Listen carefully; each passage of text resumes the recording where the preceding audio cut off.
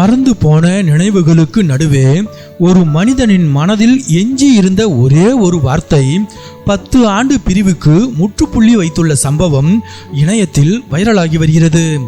உத்தரகாண்ட் மாநிலம் அல்மோரா பகுதியில் பல ஆண்டுகளாக மனநலம் பாதிக்கப்பட்ட முதியவர் ஒருவர் சாலையோரம் சுற்றி திரிந்துள்ளார். அவரை மீட்ட சப் இன்ஸ்பெக்டர் வினோத் ஃபர்தியால் என்பவர் அவரிடம் பேசி விவரங்களை அறிய முயன்றார். ஆனால் முதியவரால் பேச முடியவில்லை.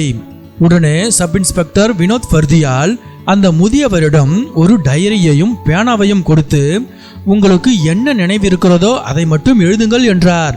அந்த டைரியை வாங்கிய முதியவர் தனது நடுங்கும் கைகளால் ரஜேபூர் என்ற ஒரே ஒரு வார்த்தையை மட்டும் எழுதினார்.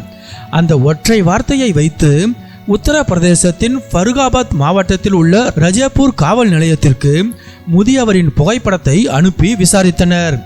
4 நாள் தேடலுக்கு பின் அவர் பெயர் ஷியாம் சிங் என்பது தெரிய வந்தது.